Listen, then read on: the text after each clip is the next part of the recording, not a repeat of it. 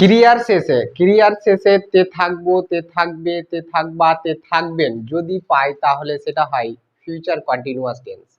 Future continuous এর definition কি? Future continuous টেন্সের সংজ্ঞা কি?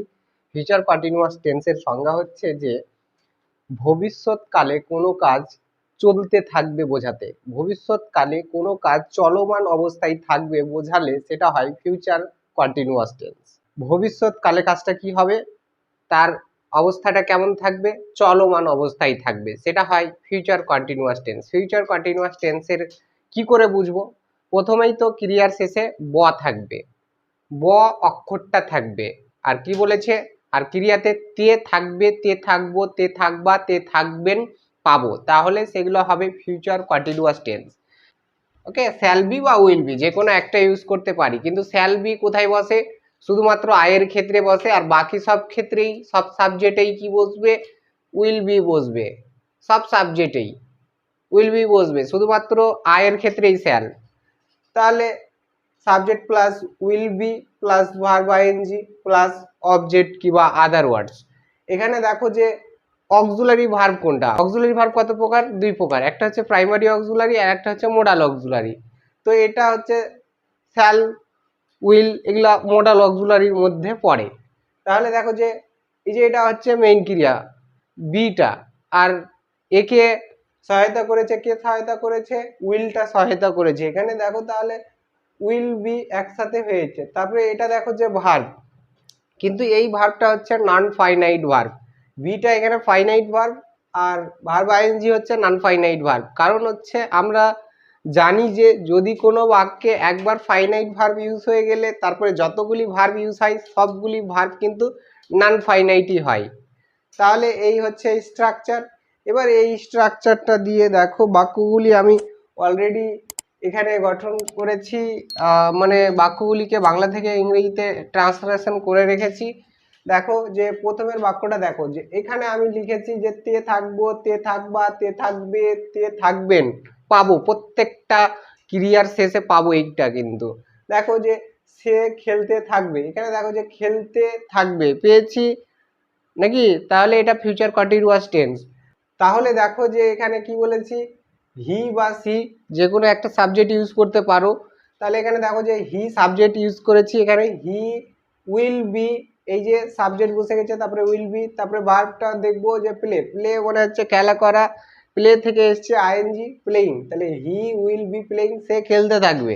দ্বিতীয়টা দেখো আমরা শিখতে থাকবো, এখানে দেখো যে শিখতে থাকবো, আবার তে থাকবো হয়েছে, তে থাকবো আছে পেয়েছি ক্রিয়াতে। তাহলে কারা কারা শিখতে থাকবে? আমরা শিখতে থাকবো। কারা?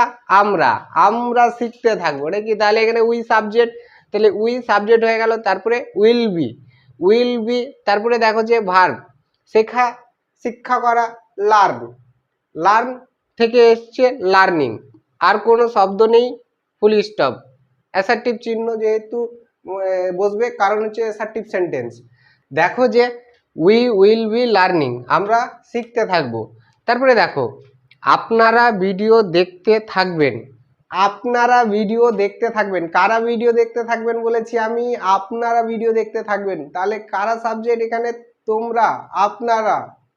ওকে, তাহলে ইউ, আপনি, আপনারা, তুমি, তোমরা, আপনাদের, আপনাকে, এই সব ক্ষেত্রে কিন্তু ইউই হয় সাবজেক্ট বা অবজেক্ট হিসেবে ইউ ব্যবহার হয়। তাহলে এখানে দেখো যে ইউ, ইউ উইল বি, তারপরে কি বলেছি, ভিডিও দেখা, যে কোনো জিনিস টিভি স্ক্রিনে, মোবাইলে, তারপরে কোনো পর্দায়, মানে স্ক্রিন পর্দাগুলো থাকে এগুলোতে কিন্তু ওয়াচ ইউজ করা হয় ভার্বটা। তাহলে এখানে দেখো যে ওয়াচিং ইউজ করেছি, ওয়াচ থেকে আসবে ওয়াচিং, তারপরে কি বলেছি, ভিডিও, তো videos, you will be watching videos, তোমরা বা আপনারা ভিডিও দেখতে থাকবে। তারপরে বলা হয়েছে, কি বলা হয়েছে, তারা কথ্য ইংরেজি অনুশীলন করতে থাকবে। কথ্য ইংরেজি যেটা হচ্ছে স্পোকেন ইংলিশ, স্পোকেন ইংলিশ, কারা? তারা, তারা সাবজেক্ট, তাহলে দে হচ্ছে সাবজেক্ট, দে উইল বি অনুশীলন করতে থাকবে, অনুশীলন করতে থাকবে। দেখো অনুশীলন করা হচ্ছে প্র্যাকটিস, প্র্যাকটিস থেকে এসছে প্র্যাকটিসিং, প্র্যাকটিসিং অনুশীলন করতে থাকবে কথ্য ইংরেজি, spoken English. They will be practising spoken English, তারা ইংরেজি মানে কথ্য ইংরেজি অনুশীলন করতে থাকবে। আরেকটা বাক্য দেখো যে এখানে আমি ভিডিও বানাতে থাকবো, আমি কি বলেছি ভিডিও বানাতে থাকবো। এই যে দেখো ক্রিয়ার শেষে বানাতে থাকবো আছে, এখানে দেখো আছে, ইয়েস। তাহলে দেখো যে কি বলেছি ভবিষ্যতে আমি কাজ করতে থাকবো, বলেছি কি বলেছি ভবিষ্যতে আমি কিন্তু কাজ করতে থাকবো, কাজটা ভবিষ্যতে কাজটা চলমান অবস্থায় থাকবে নাকি। তাহলে দেখো আমি ভিডিও বানাতে থাকবো, ক্রিয়ার শেষে যদি ব অক্ষর পাই তাহলে দেখবো যে সেটা ফিউচার, তারপরে সেটা পরে বিবেচনা করব সেটা কোন ফিউচার, কোন ফিউচার, সেটা future indefinite, future continuous, future perfect না ফিউচার পারফেক্ট কন্টিনিউয়াস।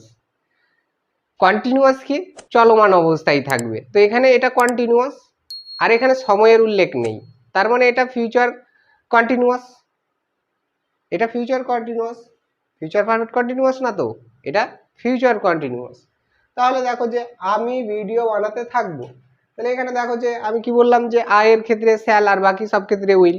তাহলে এখানে দেখো যে আই সাবজেক্ট আমি, তারপরে শ্যাল বি, তারপরে কি বানানো making, I shall be making videos. এখানে দেখো যে এইখানে দেখো যে অবজেক্ট যেটা আদার ওয়ার্ডস হিসেবে ব্যবহার হয়েছে, এখানেও আদার ওয়ার্ডস আছে, আছে বলে বসে গেছে। আর এই দুটি বাক্যে দেখো যে ভার্বের পরে আর কোনো শব্দ নেই, তাই বসেনি, ভার্ব পর্যন্ত গঠিত হয়েছে এবং ফুল স্টপ, বাক্য শেষ হয়েছে, ফুল স্টপ বসে গেছে। ওকে, আর এগুলোতে আছে বলে বসেছে, দেখো আছে বলে বসেছে, এখানেও আছে বলে বসেছে, এই যে ভিডিওস। ওকে, আদার ওয়ার্ডস নাকি। এই হচ্ছে ফিউচার কন্টিনিউয়াস টেন্সের বাক্যের ফর্মুলা গঠন।